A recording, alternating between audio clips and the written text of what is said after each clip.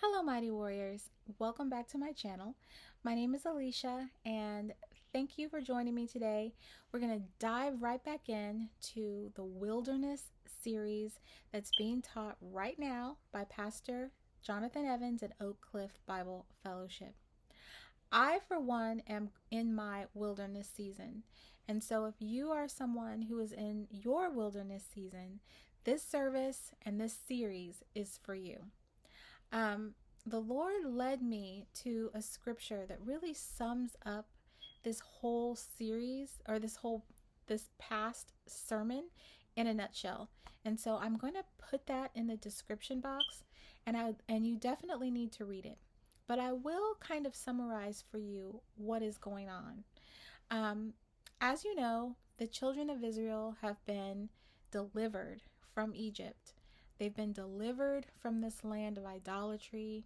They've been delivered of this place where they are forced to work until they die, no rest. They've been delivered from this place where things are they're done in a different way, right? And so God has freed them from this way of life. And now he is taking them through the wilderness. And he could take them there and they could get there quickly, but he chooses to do the long way so that while they're journeying, he can educate them, he can teach them, he can change their thinking, he can deepen their faith. He can teach them how to relate to him for their purpose and for our purposes. And the issue that comes about is that even though all of the children are eating the same spiritual food, they're drinking the same spiritual drink, they're witnessing the same spiritual miracles, not all of them are going to make it. A lot of them really upset God with their behaviors and with their mouths. And I am learning so much about the tongue and how life and death really are in the power of the tongue. And when it comes to us being obedient to God, he really wants us to take action, and that the action he wants us to take is bridling our tongue. And when we can do this, we show that we love him. When we can control our mouths and control our tongues, we really can show him that we love him. And man, this is one of the hardest things. I said this last time when he was teaching me about forgiveness, how, I have to forgive on impact. When someone assaults me with their words or assaults me with certain behaviors, as soon as it hits me, I must forgive, because that's what God does. That's what Jesus does. But also, I am learning that my tongue is something that needs to be very disciplined and very much bridled. And in this wilderness season that Israel is in, we see how a lot of the things that happen to them, the bad things that happen to them, have to do with their mouths, with their murmuring, with their complaining, with their not, showing faith and holding him up as holy amongst the people, which happened with the 10 spies when they went out and they came back and they gave a bad report, or when Moses got agitated at the people, and instead of speaking to the rock, he strikes the rock. A lot of it has to do with our mouths and our anger, and how the devil can use these things to further divide God's people. Just like he did when he took a third of the angels with him out of heaven. Just like he did when he used his mouth to deceive Adam and Eve, right? He sowed the seeds of discontentment, and he gets you to replicate the things that he does with gossip, with venting, with complaining. When instead of doing those things, we should be casting our cares on God, right? it's the Lord, the God has commanded us to cast. He has told us to cast our cares on him, our burdens on him, that he will hold our burdens, that he will shoulder them for us. But in many ways, we turn to one another. And this is a counterfeit of sorts, because when we vent to others, when we murmur to others, when we complain to others, then the enemy can then use our ventings, our complainings. He can multiply that negativity and he can use it to divide and conquer. And so I am learning the importance in this wilderness season of keeping my mouth shut. And man, I'm not saying this is easy, okay? Like, I'm a woman, and women like to chat. We like to talk. We often relate to each other through conversation, right? But what the Lord is telling me is that I need to not only not entertain other people's negativity, but I need to consider that when I am unburdening myself on others, I am giving them a burden that they now have to bear when they could barely burden their own. And then they offload that burden to someone else. And then we have this gossip cycle. Or when you talk about someone behind their back, no matter what it is, it poisons the soul. I mean, people, they come up with in their own mind, they make a picture of who this person is based on your words. And so it is a kind of negativity that can kill a person's spirit. It can kill a person's soul.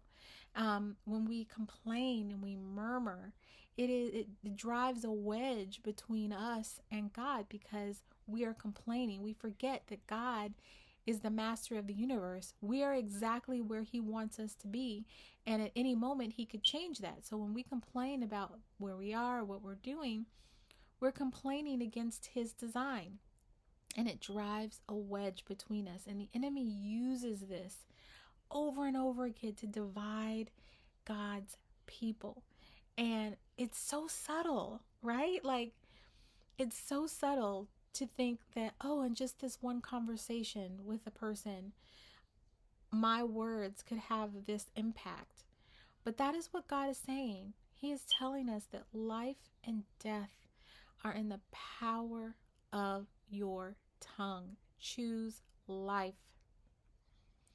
Choose life. Don't be deceived by the enemy. He will use your words against you. He will use your idle words against you, right?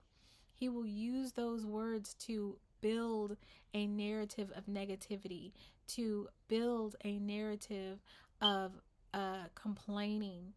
I don't know if you've ever been in a job situation where there's been a disgruntled employee, and that person is always grumbling, always complaining about something because they're unhappy, right? And they are like a bee, and their negativity is going around pollinating other people until you have a atmosphere of negativity, and that negativity starts to cause a negative morale in the whole amongst the whole organization. That is the kind of thing that I'm talking about. Our words can be so powerful, and they can do so much damage. Even if you feel like you're just trying to offload something on, offload or vent, even that is causing so much negativity and so much division, because the people you're offloading or venting to, they can't shoulder that burden. That the only one who can shoulder our burdens is Jesus. And that's why he says, cast our cares on him, because he can carry them, because his yoke is easy, his burden is light. He has all the power to shoulder our burdens. So that's why he's always telling me, come talk to me. Cast your cares on me. I don't care what it is. Cast your cares on me. And so this particular message that he preached on, it touches on this particular issue where, the Israelites were murmuring, and then God sent the serpents because they were acting like the very serpent that deceived Eve with his mouth. They were pollinating one another with negativity and being ungrateful. And therefore, those people who did not look up at the standard, which was Jesus, who came in the form of that which bit us, those people who did not look, they died because they were behaving as the snakes, the very snakes that bit them. They were behaving and biting other people with their negativity.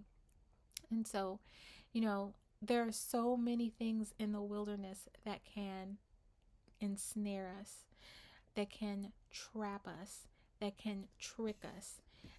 In that verse that will be in the description, it talks about, the idolatry in the wilderness that ensnared people, the fornication that ensnared people, and people died. 20, and it says, in one day, 320,000 died because of fornication. The serpents that killed those people because they tempted Christ. They murmured, and God sent the destroyer. A lot of this is about, what people do with their mouths, and a lot of times what people do with their bodies, and the lust for evil things. And, there was just a lot of it, though, was complaining about Moses, complaining about Moses' wife, complaining about the water that they were getting and the food that they were getting, complaining about the leadership. A lot of it was the mouth, right? Life and death are really in the power of the tongue. So if you are one of those people who are tempted, and it is a temptation, the devil will tempt you to talk about other people. He will tempt you to vent. He will tempt you to gossip.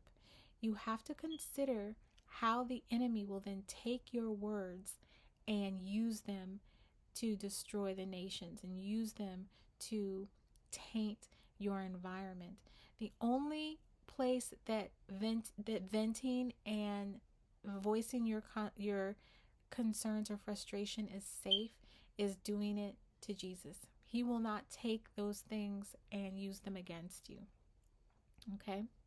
So, if you are in your wilderness season, remember, life and death are really in the power of your tongue.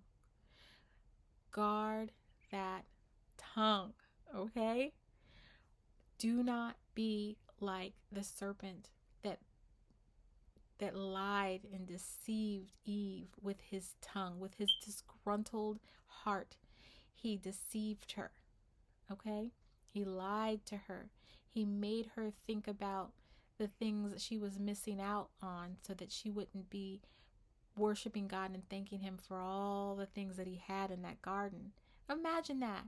You have this huge garden of everything good, and all you focus on is that one thing that you don't have. That was the devil doing that. That was him putting his way of thinking into her mind. And so when we talk to people, when we vent to people about our frustrations, we do the same thing, right? You become like the serpent. I hope that this message was a blessing for you, okay? In it, he talks about so much more. And so I would recommend that you go and listen to the whole service.